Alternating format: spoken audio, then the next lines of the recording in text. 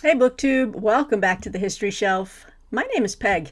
Thanks for joining me today. We are doing a long overdue new military history titles from one of my favorite military history publishers, Osprey.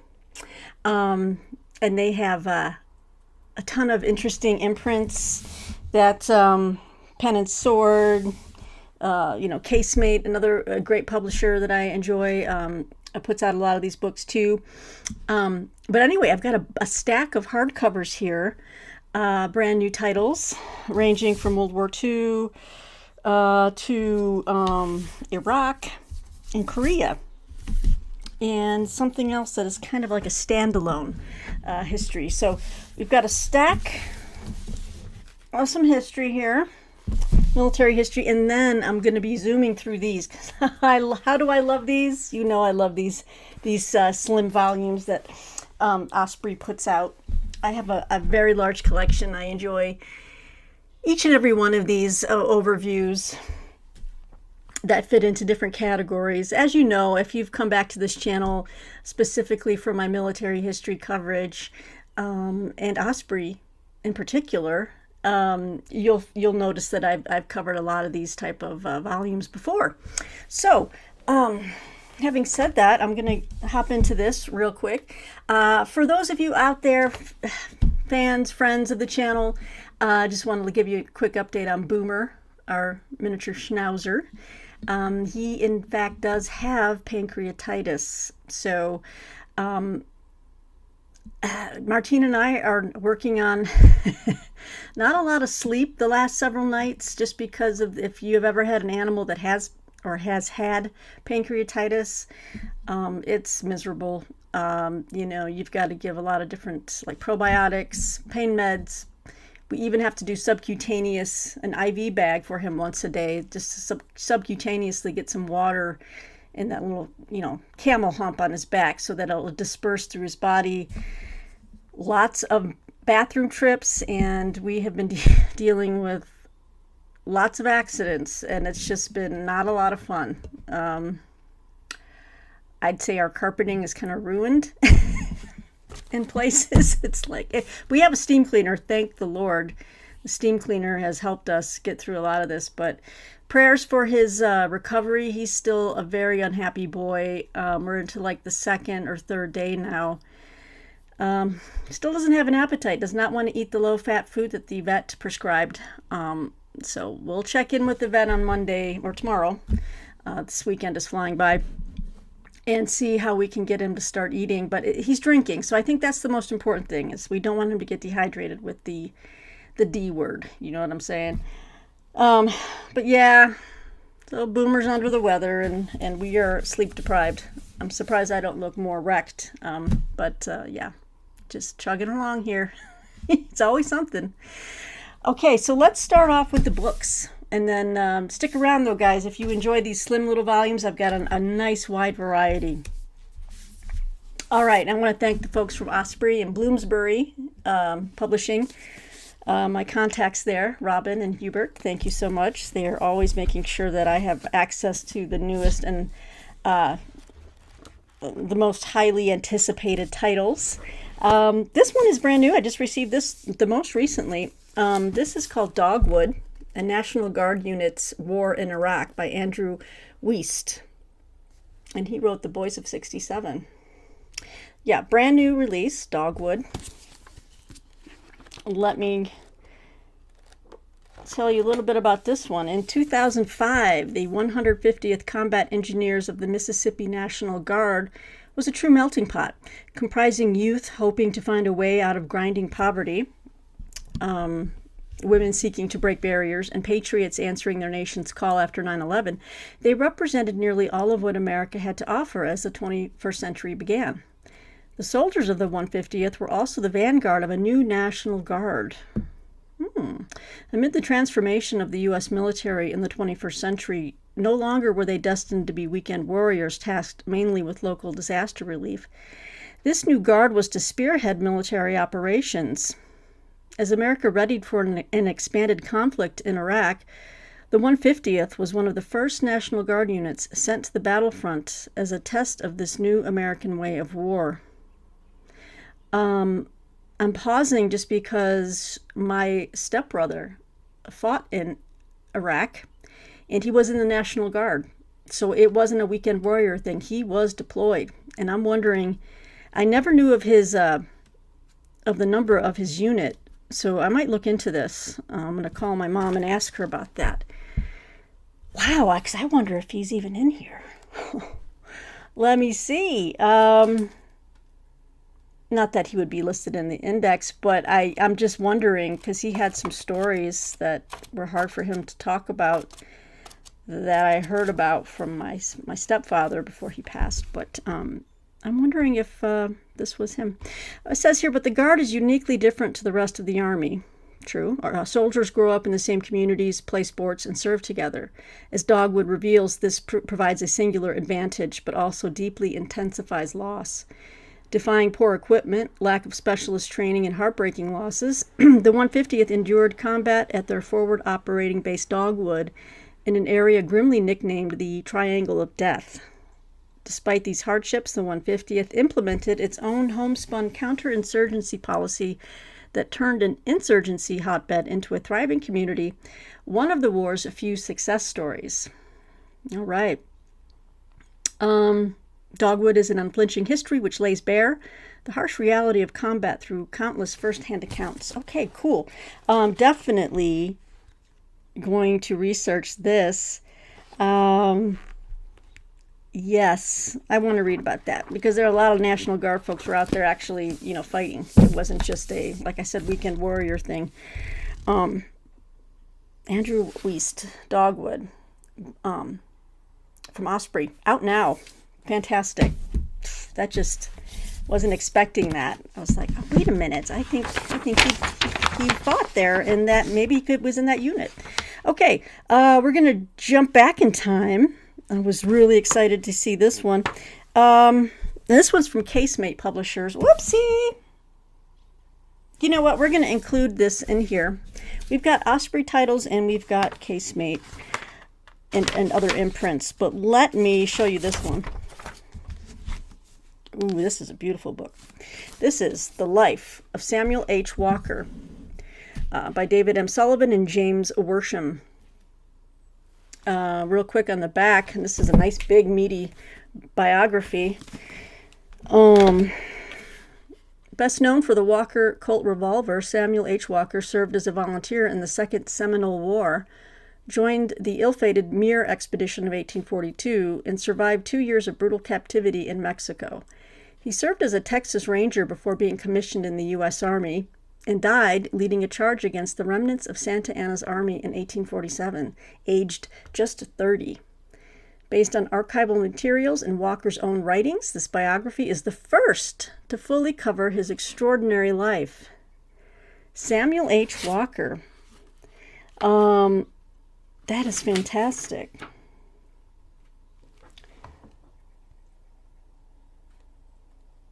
He was a well-educated man and wrote extremely descriptive accounts of his experiences. Yep, the first in-depth biography of Walker. So, this is going to be great. I know June on the Range is mostly Western fiction, right? Or is it also nonfiction? This is a very beefy book. And you can see his writings are in italics there. They kind of intersperse those throughout, which is very cool. Lots of illustrations. Very cool.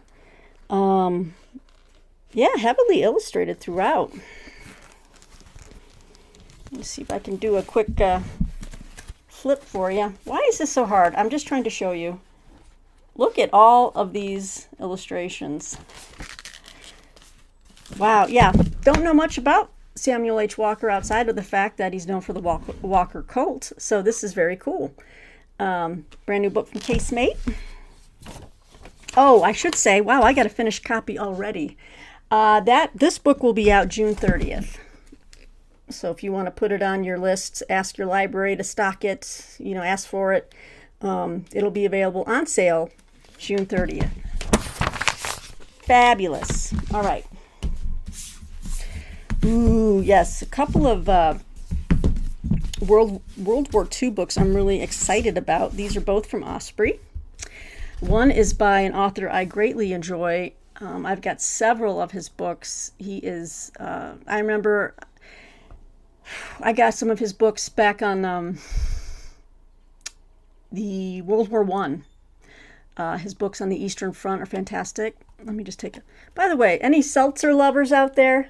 Waterloo, I think, is my favorite sparkling water. This is a new flavor, guava berry. It is okay.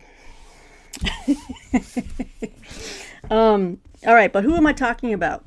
It is Prit Bhar, or Prit Bhar, or Bhar. And this is Bagration, 1944, the Great Soviet Offensive. Look at this nice meaty work of World War II history. I'm sure David Murphy would like to get his hands on this one. Maybe he already has it. I think he's already got the other one I'm about to show you. He is our resident World War II expert. And I am the Civil War expert. Just kidding. I'm not trying to start anything at all. But I wrote my undergraduate thesis on the Wilderness Campaign. And so, yeah, Civil War has been my jam for most of my life. And I'm pretty sure I'm twice the age of David Murphy. But yeah, Bagration, 1944. I wanted to know more about this campaign. This is a gripping account of one of World War II's most crucial, yet often overlooked campaigns. Acclaimed Eastern Front historian Prit Bhar meticulously details the massive Soviet offensive that shattered Nazi Germany's Army Group Center, turning the tide on the Eastern Front. Bhar expertly weaves together strategic analysis with personal narratives from both sides, offering readers a comprehensive view of the operation's devastating impact. Bagration 1944 is not just a military history. It is a profound study of the human cost of war, showcasing the resilience and suffering of those caught up in one of history's most brutal theaters of conflict. I like that. Let me get into a little bit more detail on this one. This book perfectly illustrates how, by 1944, the Red Army had a leadership that was able to wield it with lethal results, as well as far more effective equipment. By contrast, the Wehrmacht was facing a slow decline, with Hitler unwilling to delegate decision-making to commanders in the field, and the loss of thousands of irreplaceable junior officers and NCOs directly impacting its fighting ability. Beyond the battlefields, Bhar explores the broader geopolitical implications, illustrating how this operation shifted the balance of power in Eastern Europe and set the stage for the post-war order. So this book is essential reading for anyone seeking to understand the complexities of the Eastern Front and the monumental scale of the Soviet victory, and that would be me. I want to know more about this one. So this is the Great Soviet Offensive, Bagration, 1944. I believe this one is out now. I mean, I got a finished copy, so it's going to be out. If it's not out already, it will be out in probably the next few weeks. So, from Osprey. All right, next book. I am trying to get as many books as I can, and then I want to do... There's so many reading plans that I want to do. It's just, like I said, like that t-shirt said, I buy books like I'm immortal. Well, I make reading plans like I'm immortal. But I really want to dig into Operation Barbarossa, and this is a brand new book by Richard Hargreaves, Opening the Gates of Hell. Operation Barbarossa, June to July 1941. Ooh, nice quote on the back to hook you. There's a quote from a German officer that says, "I predict the swastika flag will be flying over the Kremlin in Moscow in 4 to 5 weeks. We just need one more blitzkrieg." And that was in June of 41. Okay, so on Sunday, June 22nd, 1941, Nazi Germany began its invasion of the Soviet Union, codenamed Operation Barbarossa. Combining the immediacy of on-the-ground reportage with sweeping historical analysis, Opening the Gates of Hell is a major new history that captures the chaos and carnage of the Eastern Front's opening act. Richard Hargreaves vividly portrays heroic resistance and horrific atrocities in equal measure, drawing from diaries, letters, and archives from across Eastern Europe to bring this brutal conflict to life. The sobering study traces the beginnings of the campaign, describing rapid panzer advances alongside the unyielding Soviet defenses at locations including the Brest fortress. Simultaneously, it exposes the calculated racial and ideological brutality that made the invasion such a horrifying chapter of modern warfare. The systematic executions of political officers and Jews, coupled with state-sanctioned massacres on both sides, are laid bare, revealing a landscape where mass murder was entwined with battlefield victories. Not easy reading by any means, but yeah. I've already read part of the introduction, or actually all of it, and it kind of hooked me with, he's kind of writes like a novelist. Let me just get the, and I like how he uses a quote from General Robert E. Lee in the first, the opening of the introduction.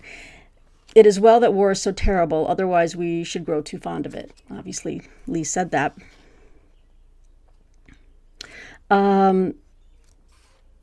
This is cool. He kind of gives an account of like a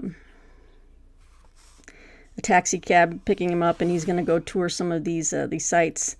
And there's like a language barrier. Anyway, this looks really good, and probably going to be, I have a couple of others that I want to get to, but Opening the Gates of Hell is one I really want to dig into. So, again, if it's not out right now, it will be very shortly. So I got that one. Okay, and then I got a couple of books. Here's another book from Osprey. I just got the finished copy of this one. I think I've shown it to you on here before on this channel, in the ARC, the print galley. And now I've got a finished copy of another war I've been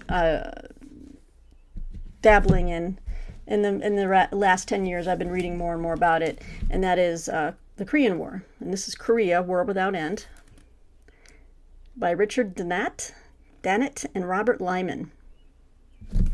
Nice hardcover here. Finished. This one should be out right now. And this is a groundbreaking re-examination of one of the most overlooked conflicts in modern history. Often labeled the Forgotten War, this was in fact a conflict of profound importance that defined the latter half of the 20th century. Spanning 3 years of devastating combat, the book delves into the war's two distinct phases: the United Nations-led effort to repel North Korean aggression, and the subsequent controversial invasion of the North that drew China into the conflict. Through meticulous analysis of a wealth of source material, Richard Dannett and Robert Lyman expertly detail the chaos of political decision-making at the war's outset and as it progressed. The Korean War was not planned as a communist offensive against the West. In turn, North Korea did not understand the principle at the core of the Western response to Kim Il-sung's invasion, namely a refusal to appease an aggressor, the key mistake the West considered to be at the heart of the rise of Nazi Germany and militaristic Japan in the 1930s. Moreover, while the war was a proxy one between rival ideologies, the people of Korea suffered immensely, with approximately 3 million war fatalities and a larger proportional civilian death toll than any country in the Second World War. Korea, War Without End, reveals the dual tragedy of a war fought to preserve peace but prolonged by political hubris. This definitive history unpacks the lessons of Korea, offering timeless insights into the complexities of war and the enduring quest for peace. So yeah, this is gonna be good. Oh, I have another book by them as well. It's like there are authors, and they've also written Victory to Defeat about the British Army, 1918 to 1940. So my next Korea read will be this one. Korea, War Without End. Okay, and then one pen and sword book. This was put out by Casemate. But, yeah, this is kind of interesting to me. I said, yeah, I'd like to look at it. This is the Goramla. Let me sound it out. Goramla. The Goramla The Goramla Island Project, the inside story of how the Soviets developed rocket technology, by Amanda Vickers. Fantastic, a female author on military history stuff. That's so unusual. When 20-year-old RAF recruit Neville Cox, or Cocky, joins up in 1946, he is dismayed that the end of the war means he will never get to fly. Instead, he will be doing more of the technical drawing he is trained for. On a mission to a former Nazi-supported laboratory in Austria, he meets pilot and scientific intelligence expert Erich Ackermann, forming a friendship that lasts for years. They encounter Russians who are, like them, combing out scientific institutes in a search for remnants and instruments connected with the V-2, the wonder weapon that devastated London in the Blitz. Shockingly, Cocky is abducted from an airfield on his return from a trip to the UK and taken to Gorodimlia Island, where German rocket scientists have been supporting Soviet efforts to recreate and develop the V-2 rocket. Utilizing the expertise of their captives on the island and in several other design bureaus around Moscow, the Soviets' aim is a powerful rocket with a nuclear warhead, 4 times more deadly than the atomic bomb the Americans dropped in Hiroshima. When a colleague is disappeared to a remote closed city for using a self-made radio to pass on technical secrets, Cocky is convinced he will be next. An opportunity to escape arises through a visiting string quartet, although his eventual escape is not the planned diplomatic intervention, but a risky and hair-raising effort to outwit the KGB. Wow. Following a career in signals intelligence, Cocky struggles to adjust to civilian life and to having a civilian wife. 3 children, and 10 years later, he escapes again with a new partner, this time to Nova Scotia in Canada, where he lived until his recent death at the age of 99. Interesting. So this is, now the back calls this a biography of Bruce Neville Cox. Oh, yes, of course. And then this is written by his daughter. So Amanda Vickers is his daughter. Okay, well, that explains a lot. We got some pictures. That's her father and the author. Oh, that's nice. So this will be a nice, kind of like a family story.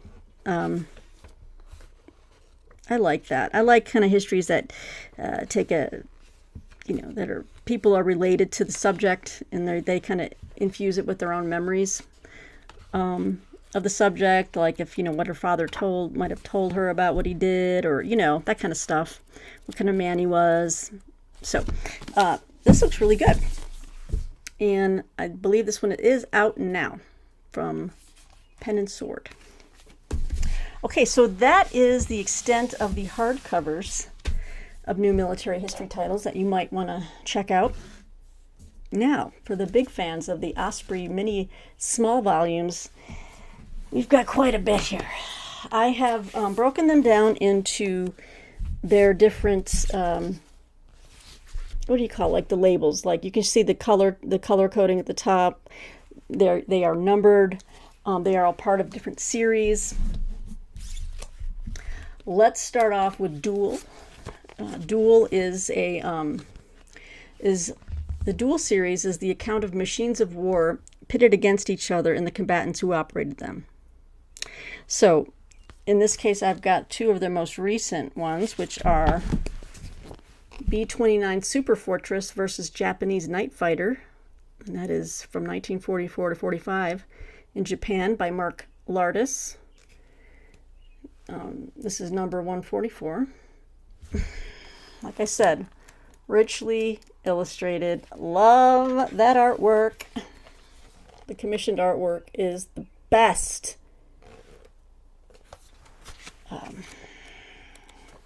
Yeah. Maps, more artwork, cross sections of like the weaponry. Ooh, look at that. Yeah. And then the most recent one I received just the other day is Duel 145. This is Luftwaffe bombers versus British AA defenses. Britain 1940 to 41 by Donald Nijboer. I'm not going to read the back of all these just because we're at 25 minutes already. But as you can see, obviously, this kind of explains itself.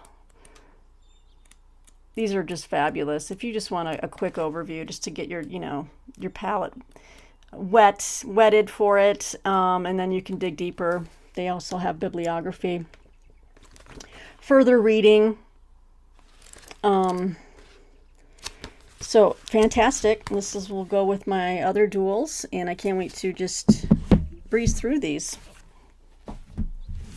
Let's see. Since we're on the subject of duels, let's go to Air Campaign, which is another great, a newer series that Osprey does.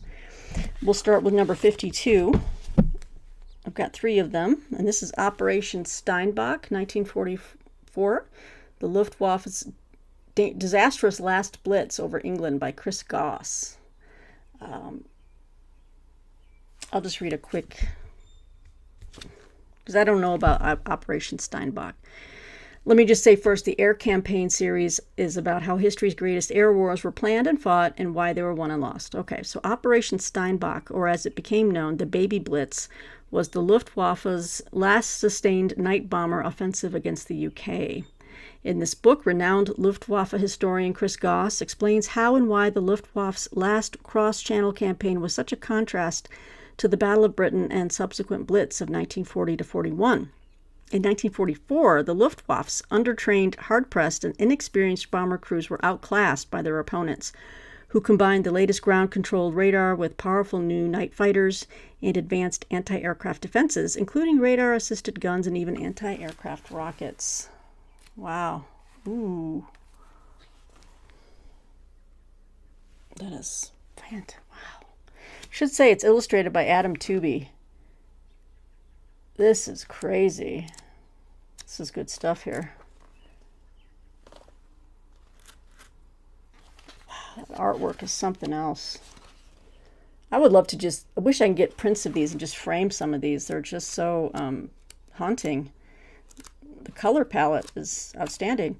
So this is Operation Steinbock, Air Campaign 52. Then we have Air Campaign 53, which is France, 1940. The first great clash of World War II air power by James S. Coram, illustrated by Graham Turner. All right, so again, another Air Campaign. I'm trying not to read every single one of these. I've got to kind of pick and choose which ones I'm going to read. All right, and then we've got, ooh, yes, this is one I really want to read. This kind of is going to go next to my D-Day research collection, my books and stuff, my bigger books, but still, this will be handy to kind of slide in there. I love the maps and the charts of the flight plan.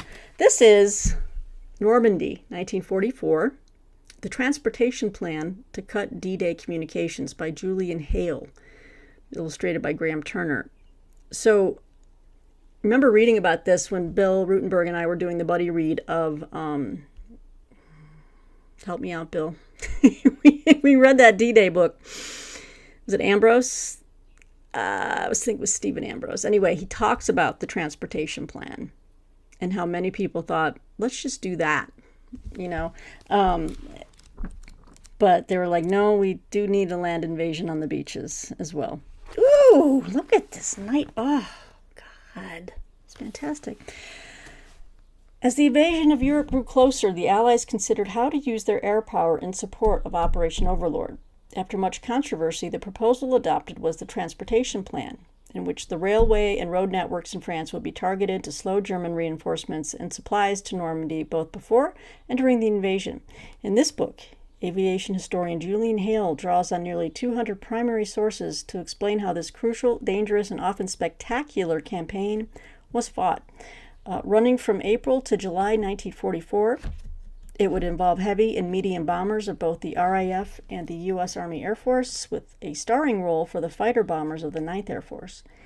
The early attacks by strategic bombers on the French rail nodes were only partially successful, and in mid-May the decision was taken to attack bridges, road and rail traffic intensively using medium and fighter bombers.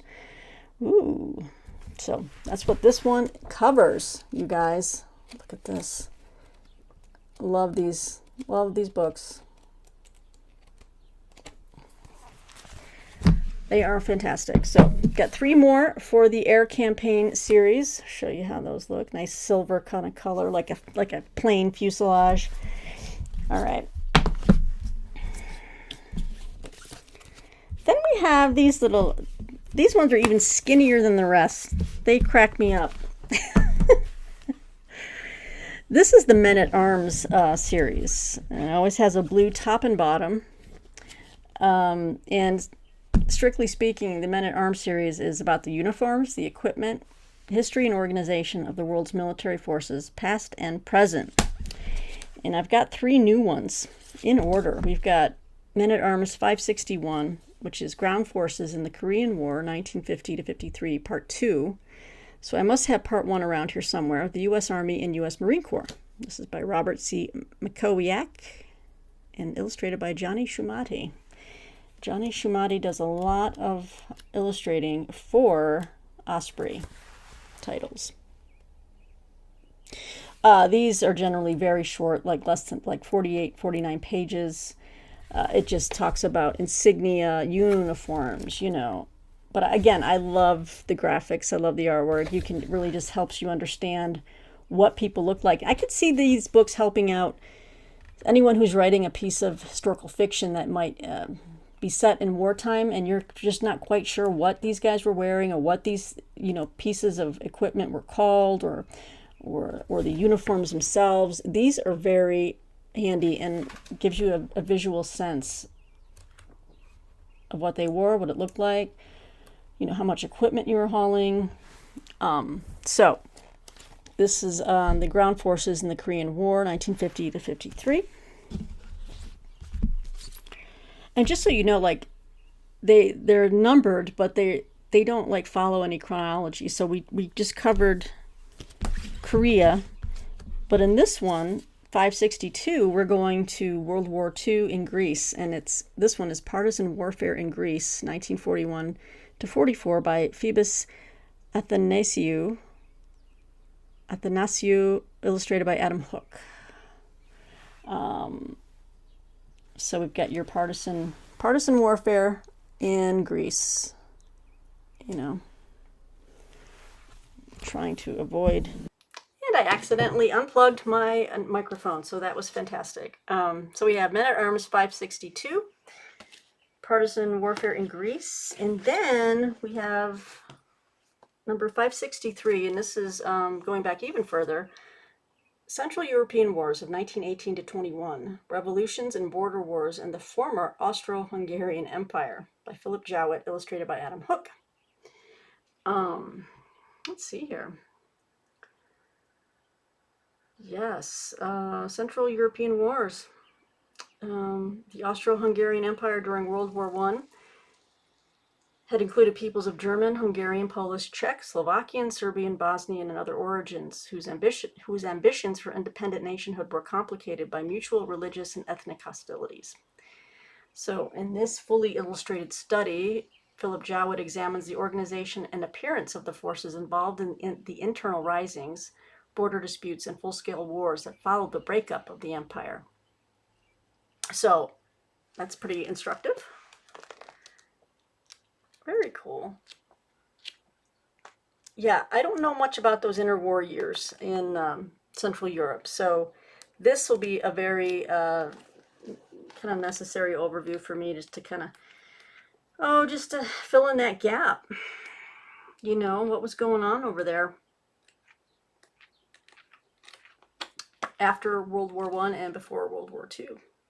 So that is the Men-at-Arms series. These are the latest editions. Okay. Next we have what is known as Elite. The Elite series is also a very cool series. It also has, they're all color-coded, like I said. The Elite series is the history of military forces, artifacts, personalities, and techniques of warfare. And this is Elite 261. And this is the Goths, AD 200 to 700, by Raphael D'Amato and Andrea Salambetti, illustrated by Mark Zisco. The Goths, yes, man. See, and the Elite also always has a green border, And look at the colors and the like artifact sketches. Artwork again is just amazing. Good stuff. I was really excited to get this one. This is their most recent one for Elite 262. This is American Civil War Amphibious Tactics. Check this out. And this is by Ron Field, illustrated by Steve Noon. So we're going to, oh yeah, Fort Fisher. Okay.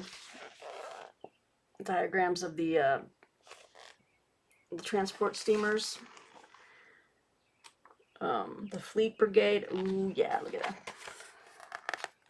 Look at that artwork. Fantastic. Oh, I could just look at the stuff all day. It's just so fascinating to me. You know, you've got your guys. More artwork. You know me, gotta have my Civil War stuff. So this is a handy one to add to my Civil War, my personal library of Civil War stuff, which I should film. I need to get it all together in one room, actually. I could make multiple videos with my Civil War book collection. So this is your Elite series. And I'm going to save the best for last, one of my favorites. Now, I've shown you, this is another new series called Fleet, and it is about, give me the little description that you always do. The Fleet series is about, it's not just World War II. No, it isn't. It's about every war. And this one is Kriegsmarine Atlantic Command 1939 to 42, Naval Group West Surface Menace. Okay, by Lawrence Patterson, illustrated by Jim Laurier. Kriegsmarine Atlantic Command. Having spent the 1930s on an ambitious but confused bid to build a new battle fleet, Germany began World War II woefully unprepared. Yet under Marinegruppenkommando West, its heavy ships and raiders were tasked with challenging Allied dominance of the Atlantic. In this book, Kriegsmarine specialist Lawrence Patterson explores the detail of how Naval Group West took on this challenge. Operating as far afield as the Indian Ocean, it relied on an elaborate tanker and supply network, as well as Germany's excellent signals intelligence. He explains the complex Kriegsmarine command structure and how the conquest of France transformed it, as well as how the Luftwaffe failed the surface fleet, both in scouting at sea and defending them in port. You naughty, bad Luftwaffe, you. So that's going to be another great one. This is Fleet number 11. I've shown you a few of those before on this channel. This series is called New Vanguard. I don't think I've gotten one of these before. But New Vanguard is the design, development, operation, and history of the machinery of warfare through the ages. And this one looked really good. Super battleships of World War I. The Lost Battleships of the Washington Treaty by Angus Constam, illustrated by Adam Tooby. Let's see. 1918 was a moment of great naval change. Britain still had the largest fleet in the world, but many of its battleships were markedly inferior to America's and Japan's latest designs. An arms race loomed between the war's victors. In this book, naval expert Angus Constam studies and compares the latest generation of planned capital ships as World War I ended. Britain was designing 4 G3 class 15-inch gun battle cruisers plus 4 N3 hyper dreadnoughts, mounting colossal 18-inch guns. The U.S. Navy was planning 6 new South Dakota battleships carrying an incredible 12 16-inch guns plus 6 Lexington-class battle cruisers. Japan was working on a similar project, and in 1920, the first of 4 Amagi-class battle cruisers were laid down. However, in 1922, this costly arms race was averted by the Washington Naval Treaty. The new battleships and battlecruisers were mostly canceled or scrapped, with a few, such as Lexington and Akagi, converted into aircraft carriers. And we would see the Akagi definitely later on in World War II. So illustrated with detailed new color reconstructions, this is the first book to study these never-built Monster warships. Oh, okay. The lost, I see what they mean, the lost battleships. They were never built. Okay. This is fascinating. Lots of charts. You know, look at that. Okay. Wow. That cross section there. Wow, damn. Woo. All right, so this is New Vanguard, number 338. I don't have many of those. And then we've got the, I think this might be another new series that this is the first volume that I ever have laid my hands on. It's called Combat Aircraft. And this series of books they are comprehensive histories of fighting aircraft and their crews, highlighting their vital role in the development of warfare in the 20th and 21st centuries. So this is Combat Aircraft number 156, and this is about the RAF Jaguar units in combat by Michael Napier. Yeah, I don't have any of these others. So it's all about the Jaguars in combat, and let's see.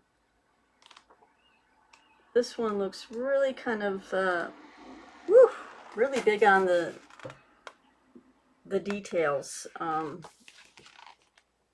think my brother-in-law, who's a pilot, would like this book. Heck yeah. Oh, I see, like how they were used in Iraq, Operation Granby in 1991. It kind of covers where they were used. Oh, I see, okay, yeah. A lot of them in Iraq, so, and then the Balkans in 95. All right, so pretty cool stuff. All right, last but certainly not least, my favorite series by Osprey are the campaign series. And I've got 3 new ones. So let's start with campaign number 414. And this is Convoy PQ-17 1942 Disaster in the Arctic by Angus Constam, illustrated by Adam Tooby. So this is about the Arctic convoys, you guys. The Arctic convoys were a vital maritime lifeline for the embattled Soviet Union, transporting much-needed war material from the Western Allies to Russia. Britain's home fleet was tasked with protecting these convoys as they passed within range of German-occupied Norway. By the summer of 1942, the Germans had heavily reinforced their air force in the theater, while also stationing a strong naval surface group there centered on the powerful battleship Tirpitz. Convoy PQ-17 was set to be the last convoy to sail until the autumn of 1942, and accordingly, it was a particularly large one made up of 35 merchant ships, over half of which were American. Inevitably, when it sailed from Iceland on June 27th, bound for the Soviet port of Archangel, the Germans were ready and waiting. So this is going to be a fantastic read. These are a little bit longer, the campaign series, about 96 pages. Detailed maps. Detailed. I gotta show you these art, the centerfold art. I just love it. All right, so that's campaign 414. Campaign 415. Then we go to ancient Rome, baby. But actually not in ancient Rome, but it's about the Romans, and it's about Rome's long war in North Africa. And this is the Jugurthine War of 112 to 106 BC, Rome's long war in North Africa by Nick Fields, illustrated by Marco Caparoni.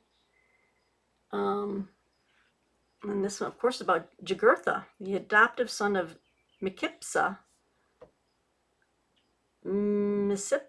king of the Numidians, was initially a much-respected ally of Rome, fighting gallantly alongside the Romans during the Numantine War in Iberia. Over the course of the campaign, however, the ambitious and hot-headed Jugurtha fell in with more unsavory company, who urged him to stage a coup d'etat and wrest control of Numidia from the legitimate heirs to the throne, beginning a civil war.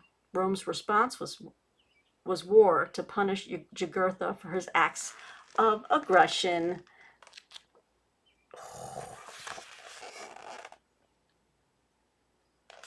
This is fantastic. I just love this stuff. Yes, baby! I don't know a lot about the Jugurthine War, so this is going to be a nice, helpful overview.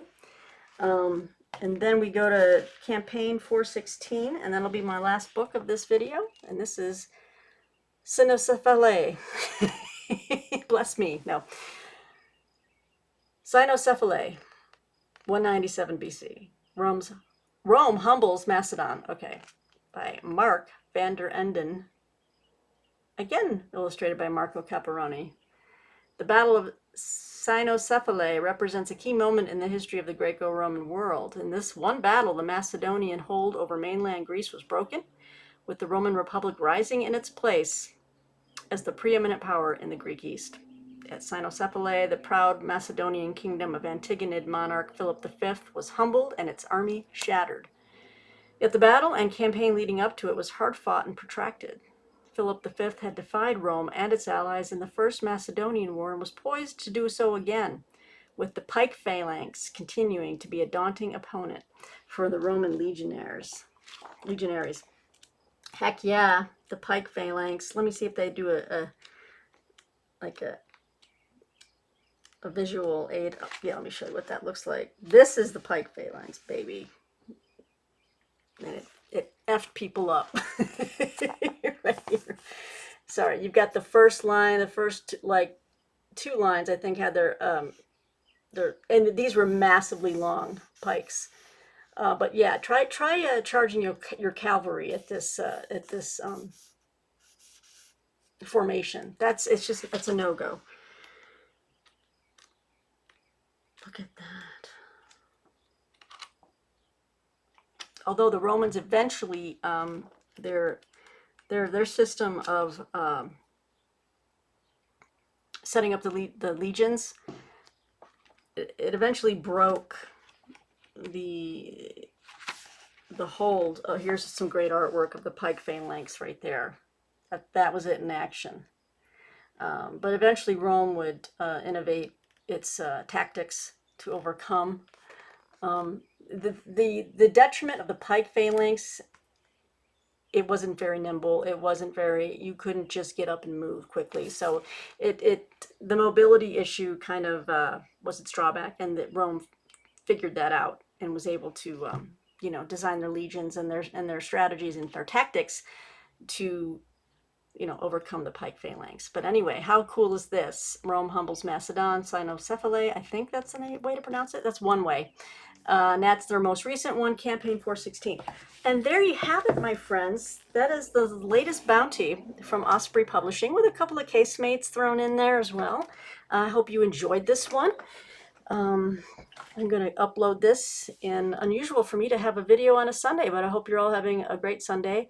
I'm going to go try to enjoy the rest of the day, do some reading. I hope you're all doing well and enjoying your weekend. And as always, thanks for joining me here at the History Shelf. If you're new, send me a comment, give me a like, give me a subscribe. But it's great to see you here. Come on back, because we always have more history at the History Shelf. So we'll talk to you soon out there, BookTube. Take care. Bye.